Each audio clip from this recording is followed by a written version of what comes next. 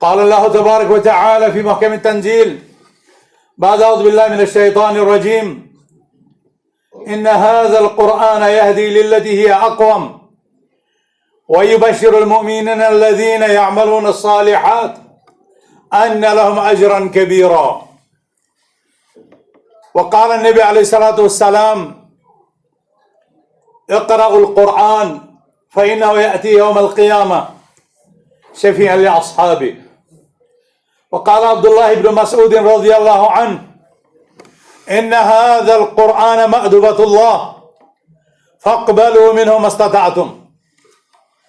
اللهم نور قلوبنا بنور القرآن وزين أخلاقنا بزينة القرآن ونجنا من النار بالقرآن وأدخلنا الجنة بالقرآن وارض عنا يا أرحم الراحمين بالقرآن.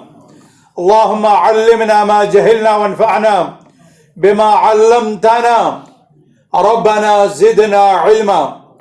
اللهم آت نفوسنا تقواها وزكها أنت خير من زكاها أنت وليها ومولاها. اللهم إنا نسألك الهدى والتقى والعفاف والغنى. اللهم ارفع عنا البلاء والوباء والزنا والزلازل والمحن والفتن ما ظهر منها وما بطن. اللهم إنا نسألك الهدى والتقى والعفاف والغنى. اللهم آمین یا رب العالمین. ساری تعریفیں حضرت اللہ جل شانہ کے لیے شایع نشاں ہیں. وہ اللہ جو ہمارا رب ہے، مالک ہے، خالق ہے، جس رب نے ہمیں ایک عظیم مقصد کی خاطر پیدا کیا. وہی رب ہماری ہر طرح کی تعریف، تحمید، تحلیل اور تکبیر کا مستحق.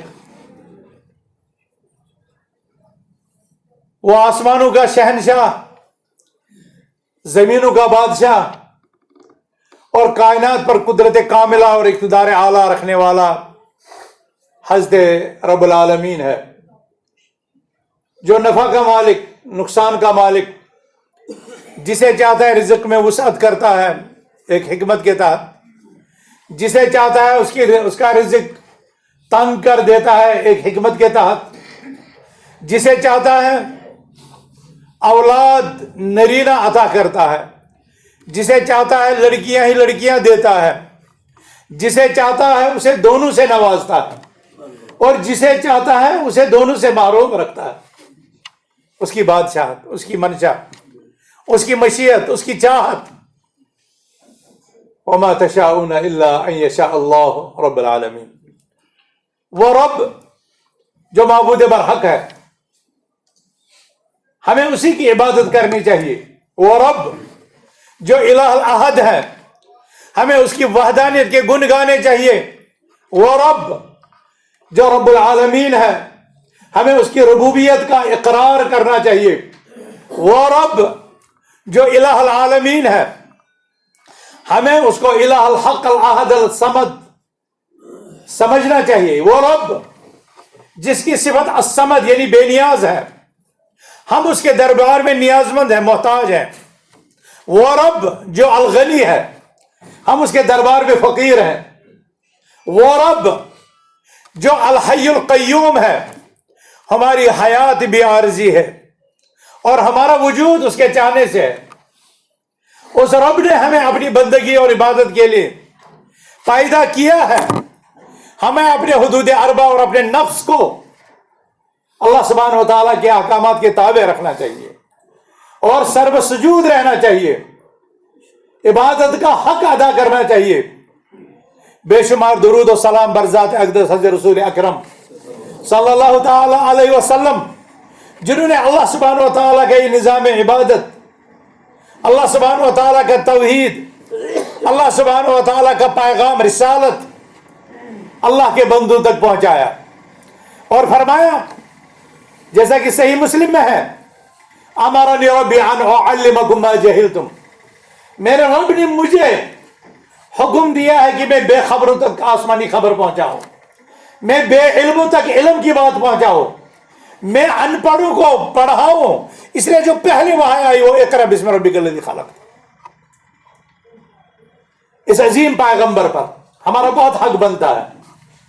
ہمیں ان کی رسالت کو تسلیم کرنا ہے, ہمیں ان کی نبوت پر ایمان لانا ہے, ہمیں ان کے اخلاق اور کردار کو سیکھنا ہے اور اس کا اثر اپنی زندگیوں میں داخل کرنا ہے. تب ہم ان کے حقیقی امتی ہیں اور تب ہم روز محشر ان کی شفاعت کے حقدار بن سکتے ہیں. تب ہم ان کے مبارک ہاتھوں سے اس وقت جب لوگ پیاس کے لیے ترستے ہوں گے, آفتاب ایک نیزہ برابر سروں سے دور ہوگا, اس وقت پیاس کی شدت کے بارے لوگوں کا برا حال ہوگا. اس وقت ان خوش نصیبوں کو پیغمبر آخر الزمان صلی اللہ علیہ وسلم کے مبارک ہاتھوں سے کوثر کے جام پلائے جائیں گے. الہ العالمین ہمیں بھی ان خوش نصیبوں میں سے بنا. لیکن یہ وہ خوش نصیب ہیں جنہوں نے آپ کی رسالت اور نبوت کو پہچانا, جنہوں نے آپ کی سنتوں کو پہچانا, اس پر عمل کیا اور اس کے مطابق اپنی بندگی کا فریضہ انجام دیا. میرے بھائی اور بزرگوں, امت اسلامیہ کے غیور افراد جس آیت مبارکہ کا میں نے انتخاب کیا وہ بھی محمد الرسول اللہ صلی اللہ علیہ وسلم پر نازل شدہ وحی آسمانی قرآن کا ایک حصہ ہے. ان هذا القرآن يهدي للتي هي اقوم. بے شک یہ قرآن رہبری اور رہنمائی کرتا ہے انسان کے نظام زندگی, انسان کے نظام معیشت, انسان کے نظام تعبدی, انسان کے نظام عائلی, غرض اس کی تمام ضرورتوں میں اس قرآن کی رہبری رہنمائی, اس کی تعلیمات سب سے منظم, سب سے مستحکم, سب سے قویم, سب سے بہتر, سب سے اعلیٰ, سب سے عرفہ اور سب سے بلند اور ہر شک اور ہر نقص سے پاک ہے. وَيُبَشِّرُ الْمُؤْمِنِينَ الَّذِينَ يَعْمَلُونَ الصَّالِحَاتِ, اور یہ قرآن بشارت سناتا ہے ان مومنوں کو جو نہیں کیا انجام دیتے ہیں, أَنَّ لَهُمْ أَجْرًا كَبِيرًا, کہ اللہ سبحانہ و تعالیٰ نے ان کے لیے بڑا اجر تیار کر کے رکھا ہے. کیا کبھی آپ نے اور میں نے اس قرآن کی آیت پر غور کیا ہے کہ یہ قرآن کس رہبری کی بات کرتا ہے؟ میں زیادہ لمبائی میں نہیں جاؤں گا کیونکہ جمعہ کا خطبہ مختصر ہوتا ہے, اور ہمارے اس جامعہ میں اللہ کے فضل سے دفتروں کے افراد, کاروباری سینٹروں کے افراد اور عام زندگی سے تعلق رکھنے والے افراد ہوتے ہیں. اس لیے نظام کا اپنا, وقت کا اپنا سسٹم ہے, اور وقت کی قدردانی سکھلاتا ہے, اور اسلام کا قدم قدم, اسلام کا ایک ایک حکم انسانوں کو وقت کی عظمت اور اس کی قدر سکھلاتا ہے. اسی لیے نماز مواقیت سے رکھی گئی, عبادات مواقیت اور اوقات زمانیہ کے ساتھ مربوط اور مشروط ہیں. بسا اوقات جب جس عبادت کا وقت نکل گیا تو اس کی ادائیگی کا وقت ختم. اس لیے اس جمعہ کے مختصر سے خطبے میں زیادہ تفصیلات تو میں آپ کو نہیں بتا سکتا, لیکن آپ کے ضمیر کو اس وجہ سے جھنجھوڑنا چاہتا ہوں کہ ہم امت مسلمہ کے وہ خوش نصیب افراد ہیں جنہیں اللہ تعالیٰ نے ایک ایسا نظام, ایک ایسا کلام, ایک ایسی رہبری, ایک ایسی ہدایت عطا کی ہے کہ دنیا کے لوگ ترس جائیں, حقوق انسانی کے پاسباں تھک ہار جائیں, سالہ سال کی میٹنگیں کرے سارے اقوام اور ملل مل کر کے, تو وہ انسانیت کو فلاح یابی اور کامیابی کا, اس کی عزت اور عصمتوں کے تحفظ کا, اس کے نسل کے دوام کا اور اس کے شجرہ نسب کی پاکیزگی کا اتنا اعلیٰ و عرفہ سسٹم عطا نہیں کر سکتی جتنا ہمارے رب کے, ہمارے مولا کے کلام قرآن حکیم نے عطا کیا. ائمہ اسلام کہتے ہیں کہ جب ہم قرآن کا مطالعہ کرتے ہیں تو ہمیں پتہ چلتا ہے کہ دنیا میں اگر کوئی انسان ہے تو اس کی کچھ بنیادی ضرورتیں ہیں, اور ان بنیادی ضرورتوں کی تکمیل اور ان بنیادی ضرورتوں کا تحفظ جس انداز میں دین اسلام اور قرآن کریم کرتا ہے, دنیا کا کوئی ازم, دنیا کا کوئی نظریہ, دنیا کی کوئی اتھارٹی, دنیا کی کوئی یونین اس کے نظیر, اس کی مثال, اس کی شبیہ لانے سے قاصر. کبھی ایک طرف سے نقص, کبھی دوسری طرف سے نقص. لیکن یہ اسلام کا معجزہ خالدہ ہے کہ قیامت تک کے ہر انسان کے ان 5 بنیادی ضرورتوں کے تحفظ کا جتنا اعلیٰ نظام رب کے کلام نے دیا، دنیا کی طاقتیں اس کی نظیر لانے سے قاصر ہیں. اور انہوں نے ان 5 ضروریات کو، انسان کے دین اور عقیدے کے تحفظ، انسان کی جان اور اس کے نفس کے تحفظ، انسان کے عقل کے تحفظ، انسان کی عزت و عصمت کے تحفظ اور انسان کے مال کے تحفظ سے معنون کیا ہے. یہی 5 بنیادی ضرورتیں دنیا کے ہر انسان کو ہیں. اور جب کسی مذہب سے کہو کہ بھائی ان بنیادی ضرورتوں کے تحفظ کے لیے آپ کے پاس کیا تعلیمات ہیں، کیا نظام ہے، کیا احکامات ہیں، کیا رہنمائی ہے، کیا رہبری ہے، تو جب آپ کو مطالعے کی فرصت مل جائے تو دوسری کتابوں میں تو آپ دیکھ لو. لیکن ہمارا رب ان 5 چیزوں کے تحفظ کا قرآن کے ذریعے سے، نبی کریم صلی اللہ علیہ وسلم کے فرمان کے ذریعے سے ایسا سسٹم پیش کرتا ہے کہ نہ صرف اقوام عالم اس کے سامنے عاجز رہ جاتی ہیں، بلکہ اللہ سبحانہ و تعالیٰ کے حقوق کے ساتھ ساتھ انسان کے تحفظ، انسان کے حقوق کے تحفظ کی سب سے بڑی ضمانت اور گارنٹی اسی نظام میں پنہا ہے. آپ دین کی بات کر لیجئے تو دین کے لیے اللہ سبحانہ و تعالیٰ نے سارے بندوں کو اپنا محتاج رکھا، کیونکہ وہ اللہ سبحانہ و تعالیٰ عظمت اور کبریائی اور اقتدار اعلیٰ کائنات میں رکھتا ہے. اسی لیے اللہ سبحانہ و تعالیٰ نے اس قرآن میں کہا ان هذه امتکم امۃ واحدہ وانا ربکم فاعبدون، بے شک یہ امت تمہاری ایک امت ہے ان بنیادوں پر کہ میں تمہارا رب پالنہار ہوں، تمہارا معبود ہوں، میری ہی عبادت کرو. ذرا دنیا کے نقشے پر نظر ڈالو اور دنیا میں بسنے والی قوموں پر نظر ڈالو، سیاہ فام ہو یا سفید فام ہو، عربستان ہو یا عجمستان ہو، کوئی بھی دنیا کا ملک، کوئی بھی دنیا کی قوم، جب وہ الہ العالمین کو ایک معبود کے طور پر تسلیم کرے اور بندگی کی خاطر اس کی دربار میں جھکے، اور وہ دربار میں جھکنا اور عبادت کا انجام دینا اس کی اپنی خواہشات، اس کے علاقائی رسم و رواج، اس کے خاندانی روایتوں اور اس کے مسلکی حد بندیوں سے بالا تر ہو کر کے رسول اللہ صلی اللہ علیہ وسلم کی تعلیمات کی روشنی میں ہو، تو کیا سیاہ فام اور سفید فام، عربی اور عجمی، 1 صدی کے اور 14ویں صدی کے مسلمان کا اٹھنا بیٹھنا، کھانا پینا، اوڑھنا بچھونا، کمانا اور سیاست کرنا، معاشرت کرنا اور رب کے دربار میں جھکنا کا ایک طرح کا نہیں ہو جائے گا؟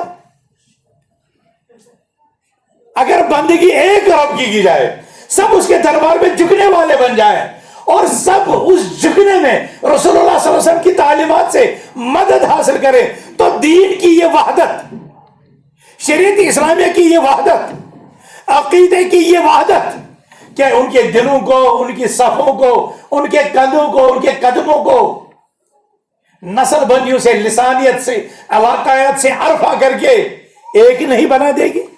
ایک ہی صف میں کھڑے ہوئے محمود و ایاز، نہ کوئی بندہ رہا نہ بندہ نواز.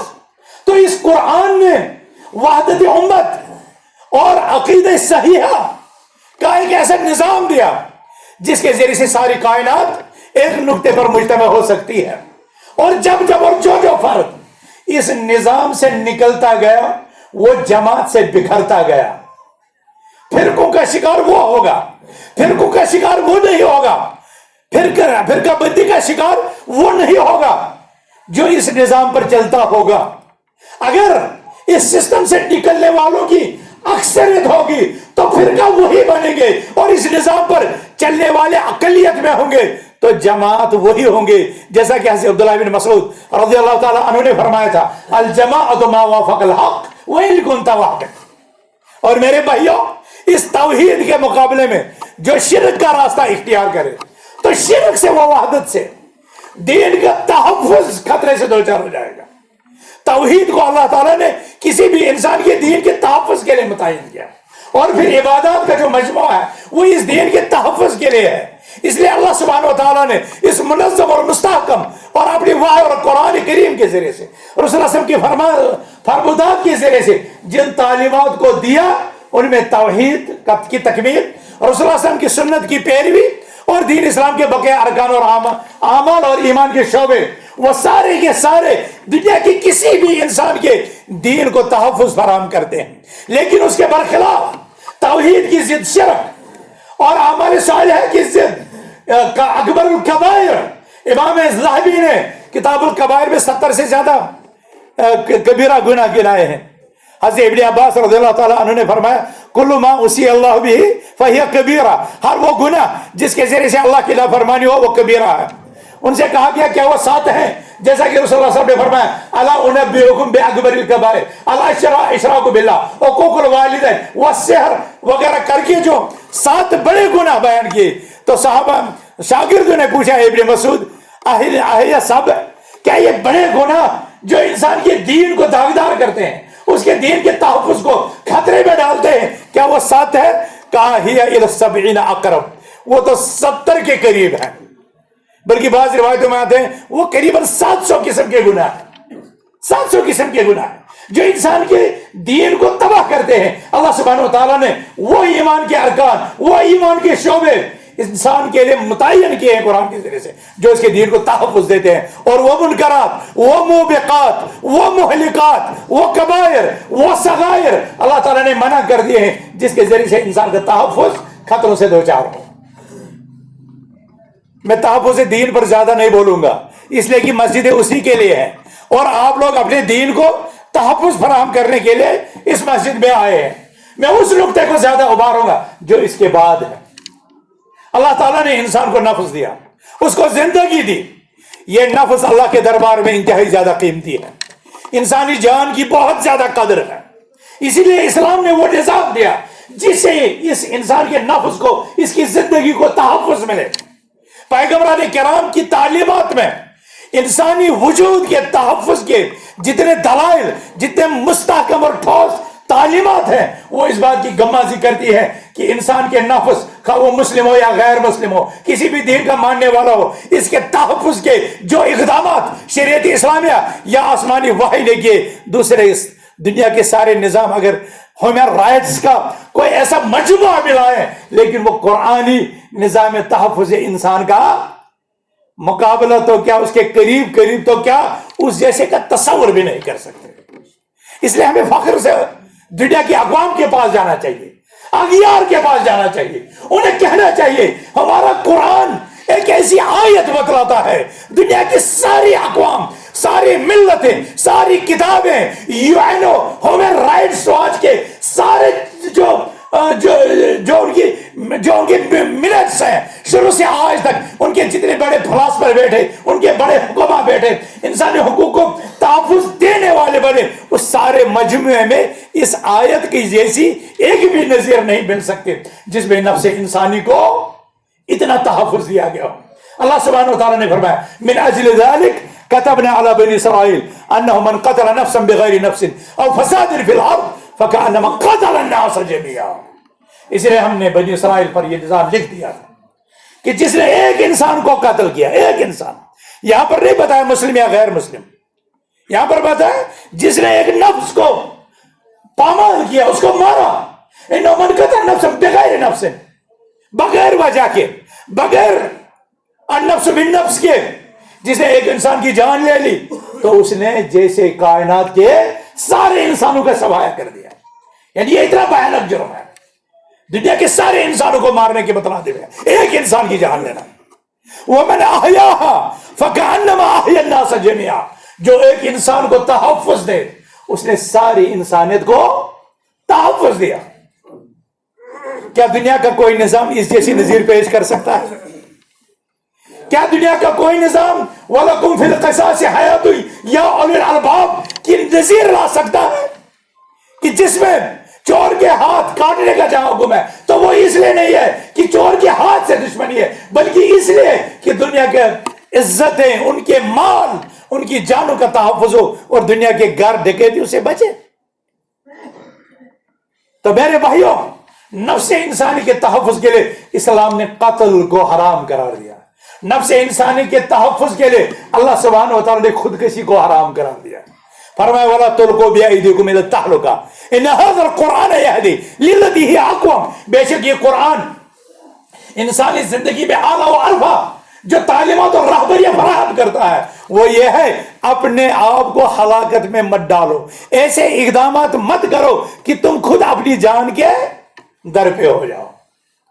سگریٹ پیتا ہے انسان، تمباکو پیتا ہے انسان، نشہ کرتا ہے انسان، اور موجودہ سائنٹسٹ اس نتیجے پر پہنچے ہیں کہ تمباکو اور نشہ، ان چیزوں سے کینسر پیدا ہوتا ہے، اور کینسر انسان کی موت پر منتج ہوتا ہے۔ لہذا انسان کے نفس کے تحفظ کے لیے سگریٹ بھی بند، سگریٹ کو القاء النفس الی التہلکہ قرار دیا گیا، تمباکو کو، نشاور چیزوں کو، یہ اسلام نے اسی لیے منع کر دی کہ اس سے انسانی نفس کا تحفظ پامال ہوتا ہے۔ نفس کے تحفظ کے لیے قتل بھی حرام، خودکشی بھی حرام، اور ہر وہ راستہ حرام اسلام نے قرار دیا جس راستے سے کسی انسان کی جان جائے۔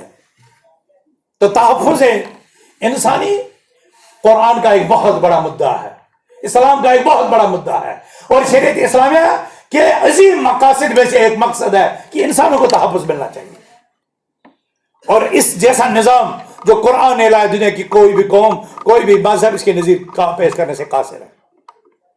تیسری چیز ہے عقل انسانی کا تحفظ۔ آپ جانتے ہیں اس وقت قوم کا ایک بہت بڑا طبقہ منشیات اور ڈرگز کا شکار ہے، شراب نوشی کے پیچھے لگا ہے، اور اسلام نے ایسا نظام دیا، ما اسکر کثیرہ فقلیلہ حرام، جس کا بڑا حصہ انسان کو نشے میں ڈال دے اس کا چھوٹا ذرہ بھی حرام ہے۔ اسلام نے نشے کو، شراب کو، اور اس طرح کی منشیات اور ڈرگز کو اس لیے حرام کر دیا کہ اسلام کے مطمع نظر یہ ہے کہ انسان کی عقل محفوظ رہے، اس لیے کہ جب انسان کی عقل محفوظ نہیں رہتی ہے، نہ وہ اپنے مالک کو پہچانتا ہے، نہ اپنے خالق کو پہچانتا ہے، وہ تو دور کی بات رہتی، پھر وہ اپنے ماں باپ کو پہچاننے سے انکار کر جاتا ہے۔ اسی لیے ماں کی کیا عظمت ہے، ماں کا کیا تقدس ہے، ماں کی کیا پاک دامنی ہے، عقل شراب زدہ ہونے کے بعد اس تمیز کو کھو بیٹھتی ہے۔ اسلام نے اس لیے منشیات کو حرام کر دیا تاکہ انسان کی عقل محفوظ رہے، اور محفوظ رہنے کی صورت میں دوسرے انسانوں کی جانیں، ان کی عزتیں اور ان کا مال محفوظ ہو جائے۔ ان چیزوں کا تحفظ اسلام کا مطمع نظر ہے۔ اسی لیے تمام قسم کی ڈرگز حرام ہے، اور اس وقت مسلم قوم میں بہت سی جگہوں پر بیکاری، بے روزگاری اور دوسرے مسائل اور مشکلات کی وجہ سے لوگوں کا رجحان، کہتے ہیں ٹینشن ہے جی، بڑی فکر ہے جی، ماں باپ نے شادی نہیں کی جی وقت پر، کاروبار نہیں ملا، نوکری نہیں ملی، تو پھر وہ نفس کا سکون سگریٹ نوشی میں، آگے بڑھتے بڑھتے ڈرگس میں، اور پتہ نہیں کن چیزوں میں، پھر وہ اپنی قوم، اپنی ملت کے لیے آر بن جاتا ہے، اور اپنے نفس کے لیے شنار اور نار جہنم کو دعوت دیتا ہے۔ میرے بھائیوں، عقل کو تحفظ دینے کے لیے اسلام نے ہر وہ منشیات اور ڈرگز اور شراب اور نشاور چیزوں کو حرام قرار دیا جس سے انسان کی عقل پامال ہو جائے۔ تو یہ تیسری ضرورت ہے جس کے لیے دنیا میں مذاہب اور ادیان آئے تاکہ ان کا تحفظ ہو جائے، اور اسلام اور قرآن اور صلی اللہ علیہ وسلم کے فرمان نے عقل انسانی کے تحفظ کو جو تصور دیا، جو نظریہ دیا، جو قانون دیا، وہ سب سے اعلیٰ اور عرفہ ہے۔ اور چوتھی چیز ہے، دنیا میں ہر انسان چاہتا ہے میری عزت محفوظ رہے، میرے گھر میں عصمت کا بھٹا نہ لگے۔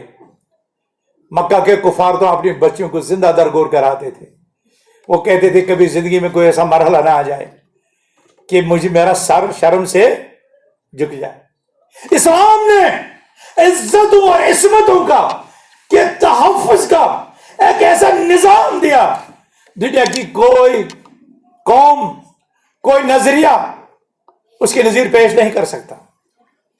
سب سے پہلے جن کے ذریعے سے عزتوں اور عصمتوں پر ڈاکے پڑتے ہیں وہ انسان کی نظر ہے، جو نظر اغیار پر پڑنے کے بعد اپنے دل پر زہریلا تیر بھیجتی ہے، اور دل میں فَيَطْمَعَ الَّذِي فِي قَلْبِهِ مَرَضٌ، تو وہ انسان تباہ کرنے لگ جاتا ہے جس کے دل میں مرض شہوت ہو۔ اسلام نے اس نظر کو ہی کنٹرول کر دیا۔ اسلام نے سورہ نور میں بتایا اسلام کے ماننے والوں کو قل للمؤمنین یغضوا من ابصارہم ویحفظوا فروجہم، اے رسول صلی اللہ علیہ وسلم مومنوں سے کہہ دیجئے اپنی نظریں جھکا کر رکھو اور اپنی شرمگاہوں کی حفاظت کرو. اور پھر آگے فرمائے وَقُلْ لِلْمُؤْمِنَاتِ يَغْضُضْنَ مِنْ أَبْصَارِهِنَّ وَيَحْفَظْنَ فُرُوجَهُنَّ، اور مومن خواتین سے کہیے کہ اپنی نظریں جھکائے رکھیں، اپنی عزتوں کی رکھوالی کریں.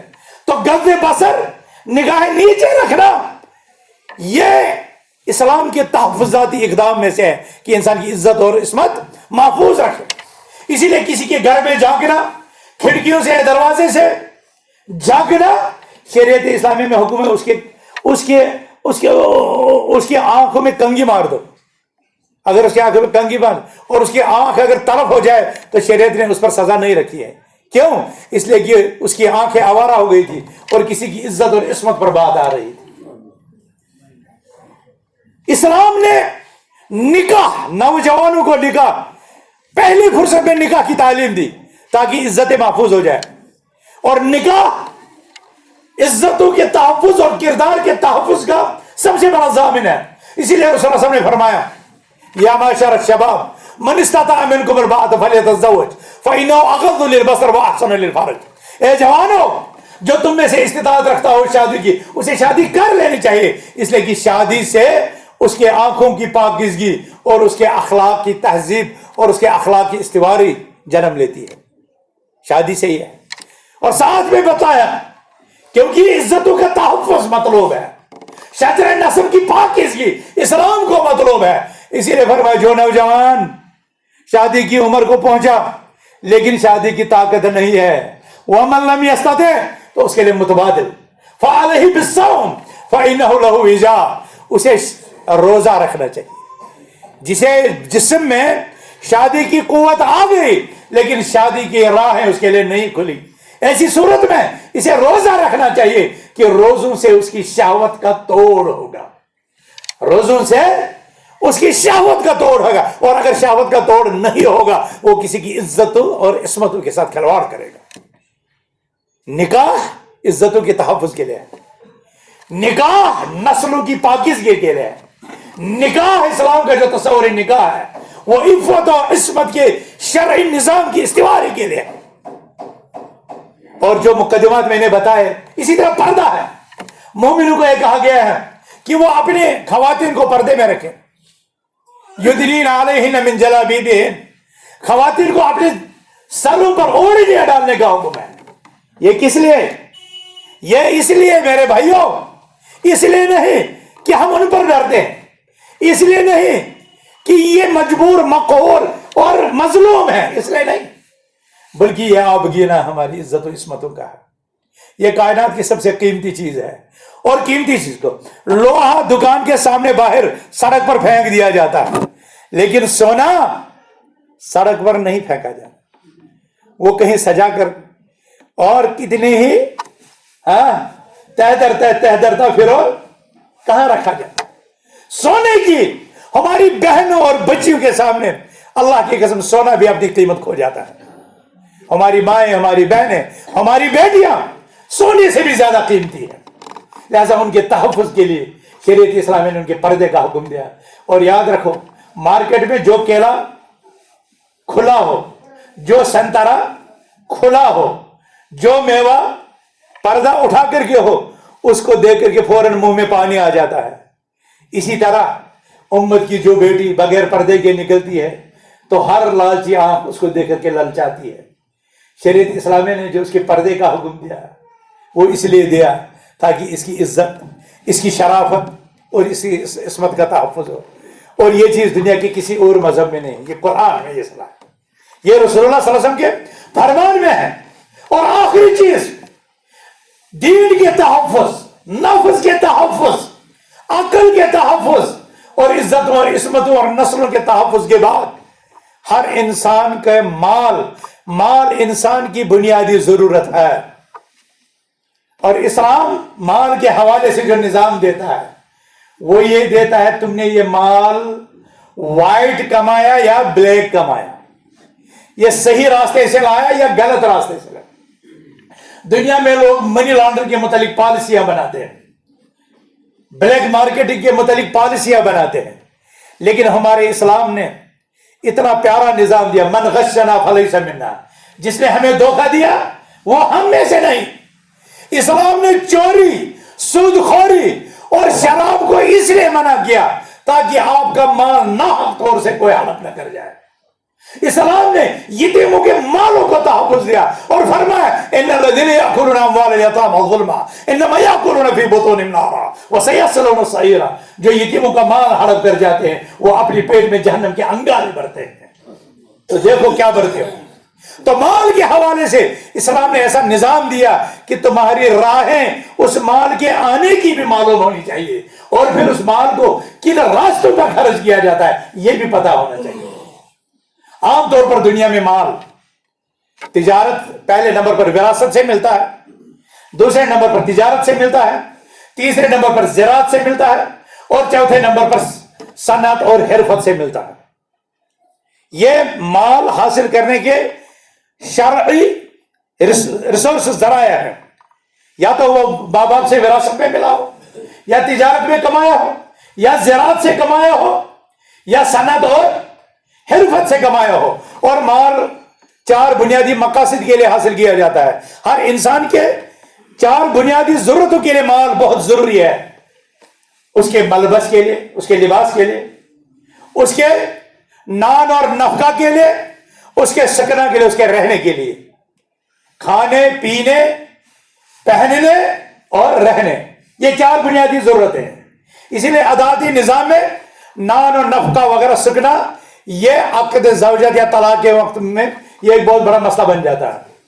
تو اسلام نے مال کو ان 4 ضرورتوں کے لیے ضروری قرار دیا اور اپنے ماننے والوں کو اس کے جائز ذرائع سے اسے حاصل کرنے کا حکم دیا، اور جائز ذرائع سے اس کو خرچ کرنے کا بھی حکم دیا، اور اس میں اللہ سبحانہ و تعالیٰ کے حصے کو بھی فراموش نہ کرنے کا تعلیم دی، اور بتایا کہ قیامت کے دن محشر کے میدان میں لوگوں کے قدم اپنی جگہ سے تب تک نہیں ہلیں گے جب تک نہ ان سے پوچھا جائے گا یہ مال لایا کہاں سے اور یہ مال خرچ کس میں کیا۔ اب یہاں پر معاملہ یہ رہ جاتا ہے کہ شریعت اسلامیہ چاہتی ہے زید کا مال اس کا رہے، بکر کا مال اس کا رہے، فاطمہ کا مال اس کا رہے، اسے کوئی لوٹ کر نہ لے جائے، اسے کوئی چھین کر نہ لے جائے، اسے کوئی چوری کر کے نہ لے جائے، اسے کوئی دھوکے سے نہ لے جائے، اسے کوئی رشوت میں نہ لے جائے، اسے کوئی سود میں نہ لے جائے۔ اسی لیے اسلام نے مال کے تحفظ کی خاطر ان تمام چیزوں کو حرام قرار دیا۔ دھوکہ دہی حرام، رشوت خوری حرام، سود خوری حرام، ڈاکہ ڈالنا حرام، چوری کرنا حرام، نقب لگانا حرام، یہ ساری چیزیں اسلام نے حرام اس لیے کی تاکہ آپ کا مال محفوظ رہے۔ اگر ہم ان چیزوں پر نظر دوڑاتے ہیں اور پھر قرآن کی تعلیمات پر نظر دوڑاتے ہیں، رسول اللہ صاحب کے فرمودات پر نظر دوڑاتے ہیں، تو ہمیں لگتا ہے کہ اس دنیا میں اگر انسان کی بنیادی ضرورتوں کے لیے سب سے بہتر کسی کے پاس ہے نظام ہے تو وہ قرآن والوں کے پاس ہے، وہ نبی کریم صلی اللہ علیہ وسلم کے فرمان والوں کے پاس ہے۔ اور میں ایک کوشچن پوچھتا ہوں اور اسی پر میں اپنے خطبے کو اختتام کی طرف لے جاتا ہوں، وہ یہ ہے کہ جن کے پاس ایسا ربانی نظام ہو جہاں ان کا دین، ان کی عقل، ان کے نفس، ان کی عزتوں اور ان کے مال کی رکھوالی کا اتنا بہترین آئین مرتب ہو، اور مسلمان اس کو ماننے والے بھی ہوں، مسلمان اس کے قائل بھی ہوں، وہاں کی عدالتوں میں، وہاں کے تھانوں میں مسلم قوم کے ذریعے سے کیا رشوت، چوری، سود خوری، لٹیرے، کسی کی جان لینے، اس طرح کے کیسز ہونے چاہیے، اس طرح کے مقدمات ہونے چاہیے۔ ہم مسلمان اپنے قول و قرار سے، اپنے کردار سے دنیا کے لیے رحمت، دنیا کے لیے امن، دنیا کے لیے شرافت کا نمونہ ہونا چاہیے۔ اور یاد رکھیں اگر ہم میں سے کسی کے کریکٹر کے ذریعے سے کسی غیر مسلم کا اسلام کے تئیں گمان غلط ہوا تو یاد رکھیے کہ ہم اسلام کی روشن تعلیمات کو اقوام عالم کے سامنے پیش کرنے میں خود رکاوٹ بن رہے ہیں، خود رکاوٹ بن رہے ہیں۔ اور مجھے بتائیے کیا ہم میں سے کوئی اتنا بڑا گناہ کا تصور کر سکتا ہے کہ ہماری وجہ سے اسلام کے پھیلاؤ میں رکاوٹ آ جائے، ہمارے کردار کی وجہ سے غیر اسلام سے بدتن ہو جائے؟ آج اقوام اسلام کی طرف دہشت گردی کی نسبتیں کر رہے ہیں، آج مسلمانوں کی طرف لچے، لفنگے، چور اور ڈکیت یہ نسبتیں کی جا رہی ہیں. یہ کب؟ یہ تب جب محمد رمضان نے چوری کی، جب عبد الرحمن نے ڈاکہ ڈالا، جب علیم دین نے کوئی کام ایسا کیا جس کے ذریعے سے اسلام کے لیے وہ کلنک بنا، مسلم سماج کے لیے وہ داغ بنا. میرے بھائیوں، ہمارا قرآن یہ پیغام دیتا ہے. قرآن کا مبلغ حضرت رسول اکرم صلی اللہ علیہ وسلم اس دنیا کے لیے رحمت مہدیٰ اللہ سبحانہ وتعالی نے بنا کے بھیجے. وما ارسلناک الا رحمۃ للعالمین.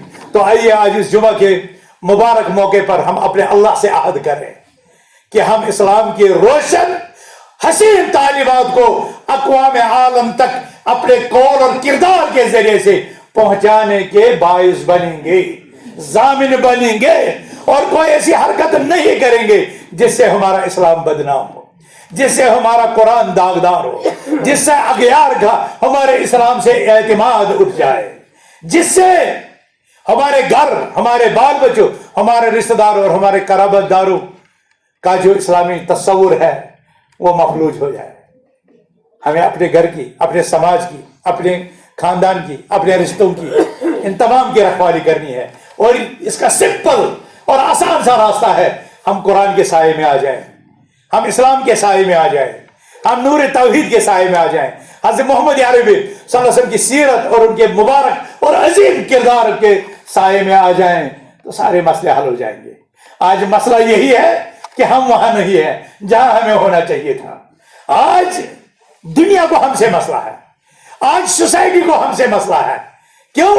کہ جو ہماری عظمت کی نشانیاں تھیں، جو ہماری عظمت کے راز تھے، جو ہماری کامیابی کی کلید تھے، آج ہم انہیں فراموش کر بیٹھے ہیں. اور یقین جانیے جس دن ہم نے ان کی طرف لوٹنا پسند کیا، جس دن ہم وہاں سے راہبری اور رہنمائی حاصل کرنا شروع کریں گے، اس دن دنیا میں ہمارے عروج کا ڈنکا بجے گا. اس دن دوسرے اقوام ہمارا سننا شروع کر دیں گے. اس دن اقوام عالم میں ہمارے پلڑے کا اپنا ایک وزن ہوگا. اس دن ہماری بات سنی جائے گی. الہ العالمین امت مسلمہ کے اس طبقے پر اپنا رحم فرما. الہ العالمین ان نمازیوں کو اپنے دربار میں قبول فرما. الہ العالمین عالم اسلام پر اپنا فضل اور کرم فرما. الہ العالمین اس دنیا کو امن اور سکون اور راحت کی جگہ بنا. الہ العالمین ہمیں اسلام کی روشن تعلیمات اور حسین چہرہ اقوام عالم کے سامنے اس کے اپنے اصل تناظر اور اپنے اصل پیرائے میں پیش کرنے کی توفیق عطا فرما. الہ العالمین ہمیں اسلام کا خادم بنا، ہمیں قرآن کا خادم بنا، ہمیں سنت کا خادم بنا، ہم سے اس کی نشر و اشاعت کا کام لے. الہ العالمین ہمارے بزرگوں نے، ہمارے مولانا عبداللہ نے، مفتی عبدالجبار نے، مولوی عمر کنیہ نے، مجھے یاد آ رہے ہیں مولوی عمر جب زمین کا یہ ٹکڑا حاصل کیا، اس کے بعد پنجاب گئے، سرخیل اہل حدیث شہر پنجاب ابو الوفا صلی اللہ امرتسری کی مجلس میں، اور انہیں درد سنایا. پونچھ کچہری میں، عدالت کے احاطے میں زمین کا ایک ٹکڑا ہے، اس پر ایک عالیشان مسجد تعمیر کرے. 1934-35 کی بات ہے. میرے پونچھ کے بزرگوں، مجھے خط دے دیجئے، مجھے مدد کروائیے، امرتسر میں میرے لیے چندہ جمع کروائے، ہمیں یہاں احاطہ عدالت میں مسجد کھڑی کرنی ہے. مولانا سلام امرتسری ان کے چہرے کی طرف دیکھتے ہیں، جیب سے 500 کا نوٹ، اس زمانے میں 500 کا نوٹ نکالتے ہیں اور مولانا عمر کو تھما دیتے ہیں. اس زمانے کا 500 آج کے میرے خیال میں کروڑ کے برابر. اگر کروڑ ہوگا تو 50-60 لاکھ تو ہو گئے. اس زمانے کا، جو ہمارے فائنانس والے ان سے پوچھ لینا تب کیا تھی ویلیو پیسے کی اور آج کیا ہے، اور آج کتنا بنتا ہے تب کا 500. سلام امرتسری ان کے پاس پرنٹنگ پریس تھا، وہ کتابیں چھاپتے تھے، بہت پیسہ تھا اللہ نے دیا. انہیں 500 روپے دے دیے اور کہا جاؤ مسجد بنا. مولوی عمر کے آنکھیں تر ہو گئی، اشکبار ہو گئی. مولانا پہلی دفعہ آپ کی خدمت میں حاضر ہوا، مجھ پر اتنا اعتماد، مجھے تو پتا تھا آپ مجھے امرتسر کی 300 مسجدوں، امرتسر میں اس وقت 300 مسجدیں تھی، ان مسجدوں کے چکر کٹوائیں گے، مسجد گھوموں گا پھروں گا اور چندے جمع کروں گا. آپ نے تو مجھے اس تھکاوٹ، اس تعب، ان مشکلات سے آزاد کر دیا، خود ہی 500 دے دیا. بھلا آپ نے مجھ پر اعتماد کیسے کیا؟ آپ نے مجھ پر اعتماد کیسے کیا؟ سلام رسے المومن ینظر بنور اللہ کہتے ہیں مسلمان فراست والا ہوتا ہے، وہ اللہ کے نور سے دیکھتا ہے۔ مولانا نے کہا جس وقت تم مجھے پوچھ کا حال بیان کر رہے تھے، جس وقت احاطہ عدالت کی سیڑھی میرے ذہن میں لا رہے تھے، میں آپ کے چہرے کے نقوش، آپ کے چہرے کا اتار چڑھاؤ پڑھ رہا تھا، مجھے لگا یہ کسی جھوٹے کا چہرہ نہیں ہو سکتا، یہ کسی جھوٹے کا چہرہ نہیں ہو سکتا۔ ہمارے آبا اجداد اللہ کی قسم جھوٹے نہیں تھے، ہمارے اسلاف جن کی جد جہد کوشش کی اثرات ہیں آج ان بستیوں میں اسلام کالا رہو کالا رہو کالا رسول اللہ کی صدائیں بلند ہوتی ہیں۔ ہمارے جب تو مجھے پوچھ کر حال بتا رہے تھے، تیرا چہرہ گواہی دے رہا تھا کہ تو جھوٹ نہیں بول رہا، جا کے تو پوچھ میں مسجد بنا، پھر یہ مسجد بنی، پھر دوسری تعمیر نہ ہوئی، اور آپ دیکھ رہے ہیں یہاں سے حافظ نکل رہے ہیں، یہاں سے طالب علم نکل رہے ہیں، اساتذہ تنگ دامنی کے شکار ہیں، دارالحدیث کی تعمیر ہو، اور یہ سارا آپ لوگوں کے اخلاص اور محنت کے نتیجے میں ہو رہا ہے۔ اولئک آبائی فجئنی بمثلہ، ہمیں اپنے آبا و اجداد، ہمارا بھی خوش شامل ہے تزئین گلستان میں، ہمیں بھی یاد کر لینا چمن میں جو بہار ہے۔ کیا مولی عمر کو پتا تھا ایک وقت آئے گا اس مسجد میں ٹائلیں لگی ہوں گی، اس میں قیمتی قالین ہوں گے، اور بیچاروں نے تو گرد بوریاں مشین بوریوں پر پڑا، بوریاں پر سوتے تھے، اور ہمارے پیارے آقا حضرت رحمت اللہ علیہ صلی اللہ علیہ وسلم مسجد میں چٹائی پر لیٹے ہیں، جس میں اطہر پر چٹائی کے اثرات ثبت ہوئے ہیں۔ حضرت عمر رضی اللہ تعالیٰ نے یہ واقعہ دیکھے ہیں، کہتے ہیں یا رسول اللہ صلی اللہ علیہ وسلم کیا ہم حق پر نہیں ہیں؟ کیسے لوگ کس طرح ناز و نعمتوں میں پلے بڑے عیش کریں، اور آپ پیغمبر اللہ کے، آپ کے جسم اطہر پر چٹائی کی یہ لٹیں پڑی ہوئی ہیں، یہ سرخیاں نمودار ہو گئی ہیں۔ رسول اللہ صلی اللہ علیہ وسلم تسلی دیا سے عمر فاروق، اے عمر تو مت گھبرا، ان کے لیے دنیا ہے، ہمارے لیے آخرت ہے، ہم آخرت کے وارث ہیں، ہمیں مسجد تعمیر کرنی ہے، ہمیں اسلام کے قلعے بنانے ہیں، ہمیں درسگاہ تعمیر ہے۔ آج کنیا میں ہماری بچوں کا درسگاہ بن رہا ہے، آج ہمارا دارالحدیث بن رہا ہے، آج ہماری مسجدیں بن رہے ہیں، اور ہم اپنے گھر کا قیمتی مال ہم اپنے چوپائے بیچ کر کے مسجدوں کو بناتے ہیں، ہم گھر کا سامان بیچ کر مسجدوں کو تعمیر کرتے ہیں، کیونکہ ہم عمر کے وارث ہیں، ایک تو عمر بن الخطاب کے وارث اور دوسری مولی عمر کنیا کے وارث۔ اللہ تعالیٰ آپ اور ہم سب کو اپنے اسلاف کی عظمت کو پہچاننے کی توفیق عطا فرمائے، ان کے نقش قدم پر چل کر ان مساجد اور مدارس کو آباد اور تعمیر کرنے کی توفیق عطا فرمائے۔ اللہ تعالیٰ ہمیں ہر عذاب سے نجات دے، ہر آفت سے نجات دے، ہر بلا سے نجات دے۔ کورونا آیا اور کتنی جانوں کو نکل گیا، الہ العالمین ان کو شہادت نصیب فرما۔ الہ العالمین اس کورونا وبا کو ہمارے خاندان سے، ہمارے خطے سے، ہماری بستیوں سے ہمیشہ کے لیے رخصت کر دے۔ الہ العالمین سارے جہاں کو، ہمارے ملک کو، ہمارے وطن کو، ہمارے علاقوں کو کورونا کی وبا سے نجات دے، ہر وبا سے نجات دے۔ الہ العالمین ہمیں کائنات کے لیے مفید انسان بنا دے، الہ العالمین ہمیں دوسروں کے لیے نفع بخش بنا دے، الہ العالمین ہمیں توحید کا علم بردار بنا دے، سنتوں کا علم بردار بنا دے، الہ العالمین ہماری روحانی بیماری کو شفا دے۔